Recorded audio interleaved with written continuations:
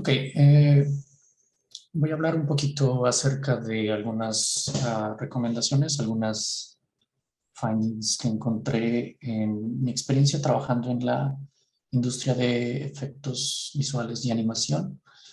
Em, Voy a hablar un poco de mí, más o menos, para describir qué es lo que hago. Entonces, Kenneth describió muy bien lo que yo hago. Mi título es Pipeline Developer, lo cual es una combinación de desarrollo de software y también algo de operaciones. Entonces, en el momento no practico seguridad a manera profesional, pero aplico la seguridad en el rol que me desempeño en este momento. Entonces, mi experiencia ha sido en varias empresas de efectos visuales. Cada empresa tiene un flujo de trabajo diferente. Digamos que pipeline se refiere a flujo de trabajo. Eh, Algunos flujos de trabajo son enfocados hacia efectos realistas con gente y otros para animación son enfocados para efectos con animación pura, como Pixar o Disney. Eh, en, el, en esta industria, el flujo de trabajo se mueve bastante. Hay muchos departamentos que dependen de una idea hasta un eh, resultado final. Cada departamento usa un software específico y cada software usa un tipo de archivo específico. Entonces, voy a hablar más o menos cuáles son los riesgos que esto presenta para la industria o lo que he encontrado y algunas anécdotas que han sucedido debido a esto. Entonces, hay departamentos en 2D, por ejemplo, empieza el storyboard, la historia, el animatic. Se usan bastante programas de la suite de Adobe, por ejemplo. Eh, Todo lo que es Adobe Creative Cloud, Photoshop, Illustrator. Y si ustedes han manejado, que supongo que sí han manejado, por ejemplo, la suite de Adobe, eh, Photoshop maneja su propio formato de archivo, PSD, o otros compatibles con Photoshop. Illustrator maneja otro tipo de archivo que no es compatible con Photoshop. Entonces, cada programa maneja un diferente formato.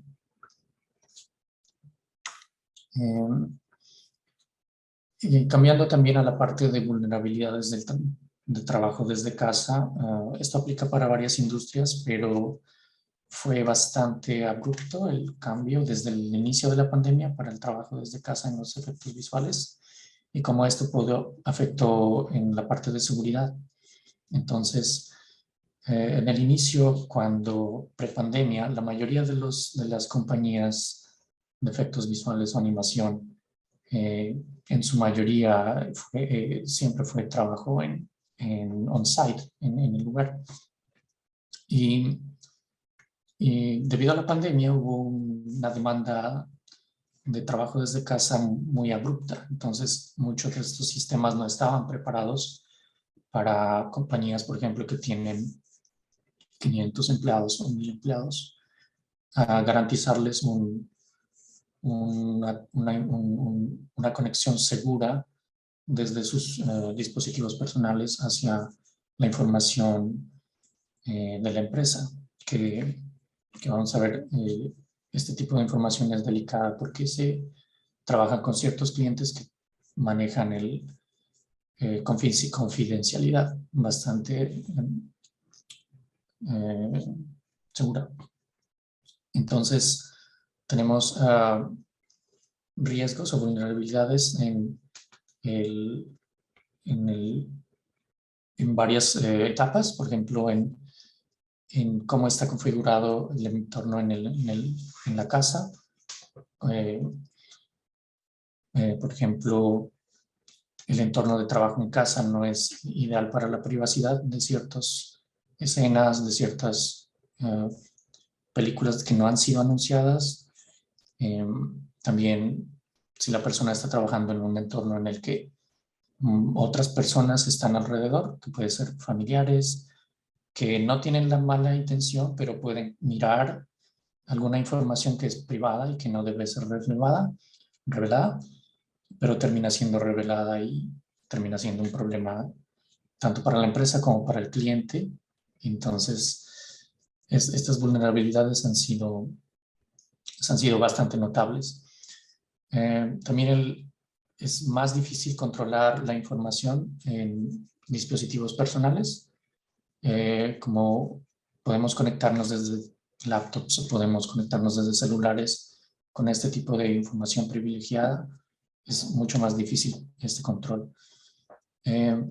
También al inicio se estuvieron discutiendo muchas cosas de información delicada por medios de Zoom y otras marcas que han tenido una historia de breach de information. Y también para mantener una comunicación constante entre cada departamento se usa bastante el software de mensajeo instantáneo como Slack o Microsoft Teams, que también tienen otro vector de riesgo también. Entonces, he estado midiendo más o menos el riesgo, más específicamente hablando de lo que les comentaba al inicio, de los tipos de archivos y los tipos de programas que se usan. Entonces, tenemos la amenaza, que en este caso voy a contar acerca de una anécdota que sucedió, en el cual tuvimos un script malicioso, que puede decirse virus, dentro de una de las empresas que trabajé y cómo fue la mitigación. Entonces voy a enfocarme como la amenaza, este tipo de software malicioso o de la gente que trató de sacar información confidencial por este método. Entonces la amenaza fue esta. La vulnerabilidad principal que encontré, con lo cual las anécdotas que les voy a contar sucedieron, fue que es muy fácil incrustar scripts o incrustar cualquier script malicioso en diferentes tipos de archivos que se manejan. La mayoría de archivos que se manejan entre DCCs, DCC significa software de creación de contenido digital. La mayoría de ellos usan formatos ASCII, que son muy fáciles de leer, muy fácil de incrustar otro tipo de archivos que pueden ejecutarse en el inicio del programa o del inicio de la escena infectada.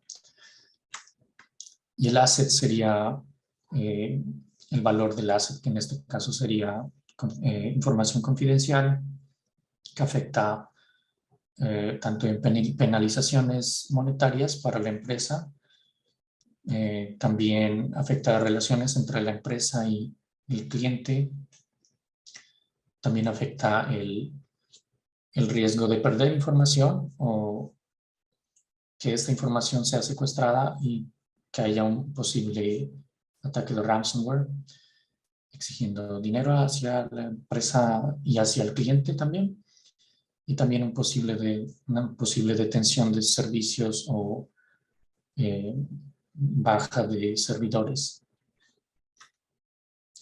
Entonces, la primera anécdota es, por ejemplo, hace 7 meses hubo un leak del tráiler de Spider-Man.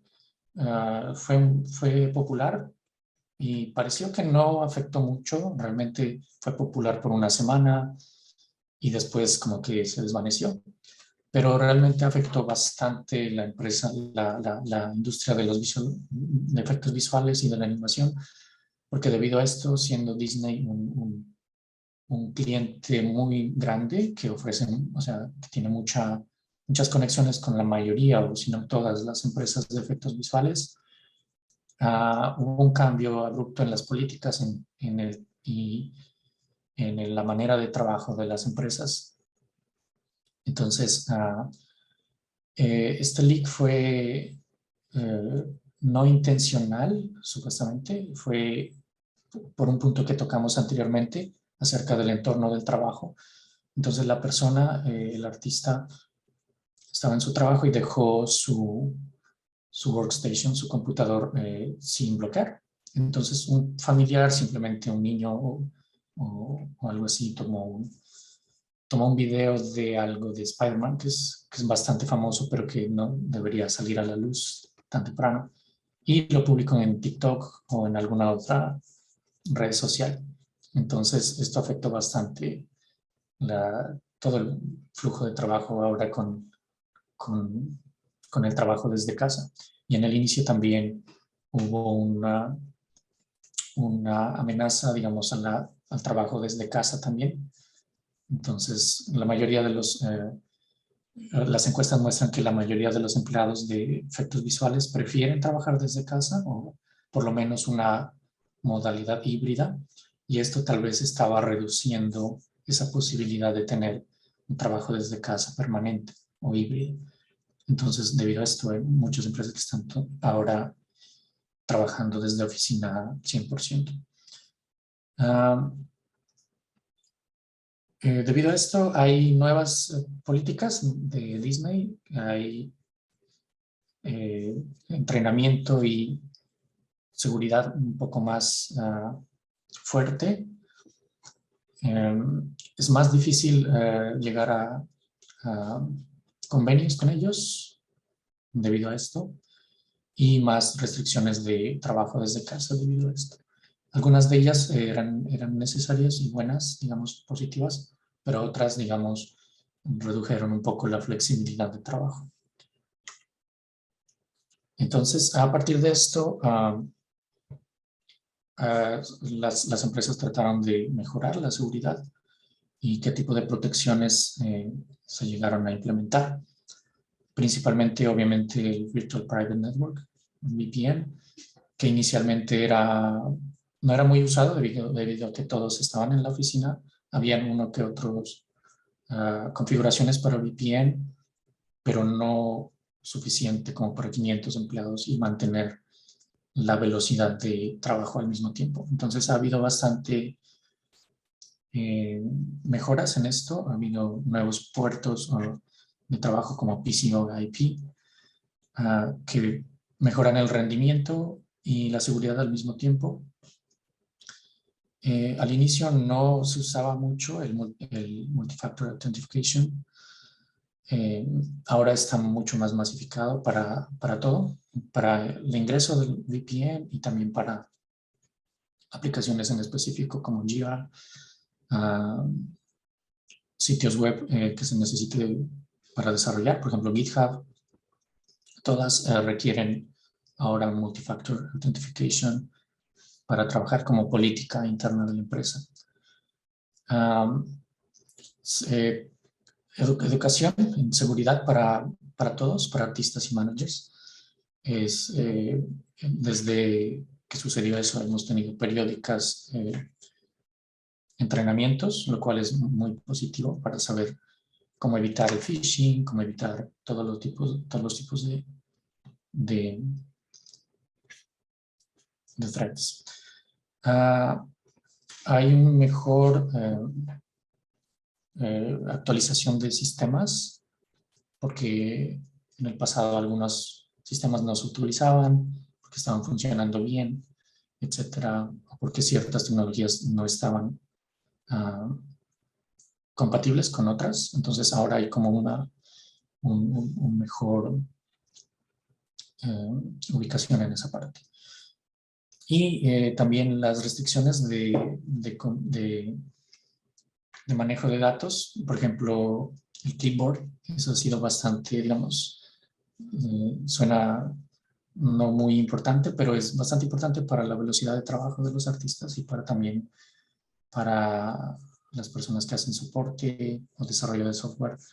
Siempre se necesita el clipboard para compartir errores, compartir todo tipo de información, y debido a esto las restricciones no se pueden usar el clipboard, por ejemplo, en Slack, debido a eso.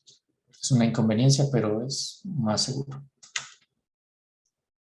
Hablando un poco más técnico, las vulnerabilidades de este caso es que la mayoría de archivos en los DCC que les comentaba, de los software de creación digital, eh, usan scripts que se ejecutan automáticamente cuando el programa inicia o cuando la escena inicia. Entonces, cada escena se va moviendo como en el flujo de trabajo que mostré previamente. Esta escena puede ser infectada en uno de esos departamentos cuando un script se inicia automáticamente. Es muy fácil, como comentaba anteriormente, incrustar troyanos o bombas lógicas en archivos de trabajo.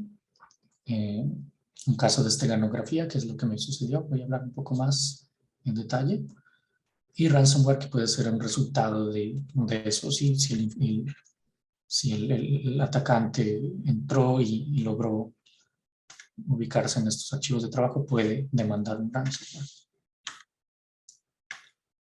Entonces, la anécdota técnica que tengo para comentar es en una empresa que trabajé. Hubo un script malicioso que se encontró dentro de un archivo y cada artista que usaba ese archivo, que abría ese archivo, replicaba a toda la infraestructura, a todos los demás puertos de trabajo. Y se movía de departamento en departamento, infectándolos a todos. Y lo más peligroso fue que infectó también a clientes y a otras compañías que se hacen outsourcing.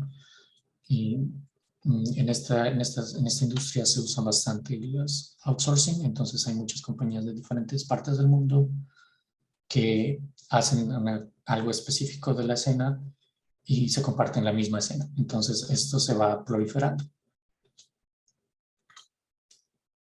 Las opciones al inicio, cuando miré este caso, fueron algunas, como por ejemplo hashing files, encriptar el archivo desde inicio, desde departamento a departamento y comparar el hash. Si es el mismo hash, permitir que se abra. Lo malo, lo negativo es que se reduce la velocidad de entrega de departamento en departamento. El otro mecanismo es prohibir scripts en archivos. Esto completamente destruye la parte de proliferación, pero reduce bastante la funcionalidad de archivos. Por ejemplo, hay un departamento que se llama rigging que necesita que se ejecuten ciertos scripts para construir la escena. Entonces, esta funcionalidad quedaría bastante limitada.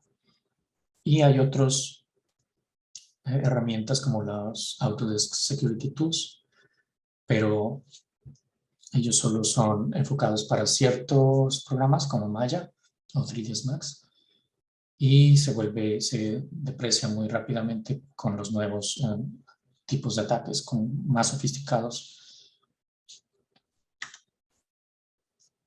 Esto es lo que comentaba más o menos de la seguridad versus la velocidad.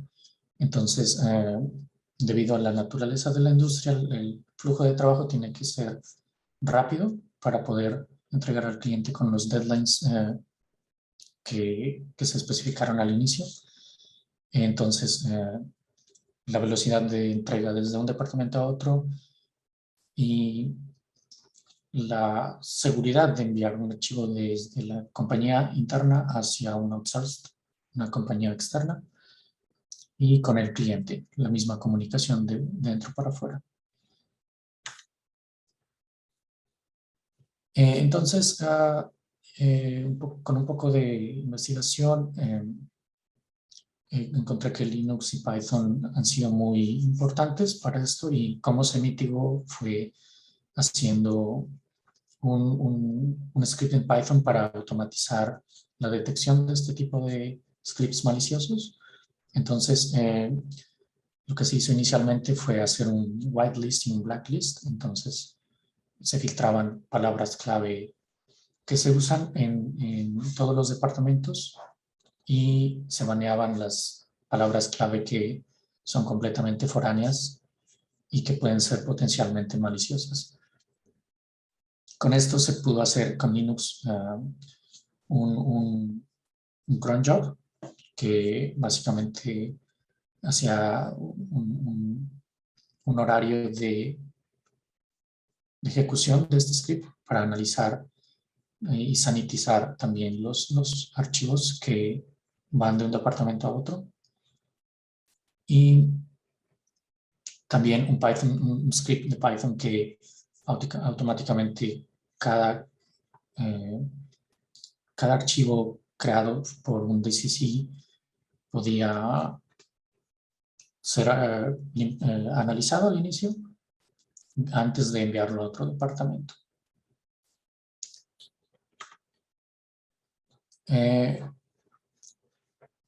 Entonces, antes de entrar a esta parte, también lo que comentaba que cada programa tiene su propio formato de archivo. Hay una iniciativa también que ya se está implementando, no la puse en el slide aquí, pero se llama, es un tipo de formato universal que se llama USD, Universal Data Share, que básicamente deprecia todos los formatos individuales por programa y usa un formato global para todos los DCCs. Y esto ayuda bastante en la seguridad porque ya tenemos un tipo de formato conocido y podemos efectuar la sanitación y la automatización de solamente este tipo de formato, lo cual va a mejorar la velocidad de escaneo y la velocidad de transmisión de este archivo entre departamentos, clientes y compañías externas. Entonces, esto no lo he notado en todas las empresas, que haya una buena, digamos, manejo de riesgo. Entonces yo creo que esto sería interesante como implementar en estas empresas. Hay una oportunidad de implementación de buen manejo de riesgo, un buen manejo de tipos de archivos, lo que yo comentaba.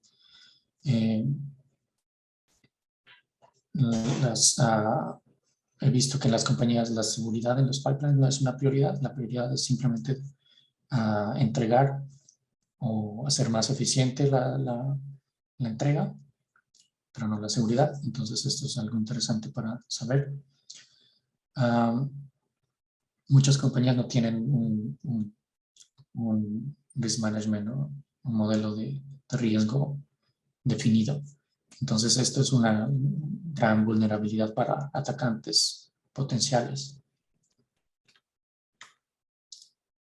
Y eso fue más o menos lo que comentaba. Y no puse aquí mis datos, pero los voy a poner en el Slack si tienen alguna pregunta o si quieren conectar conmigo. Y ya, eso. Muchas gracias.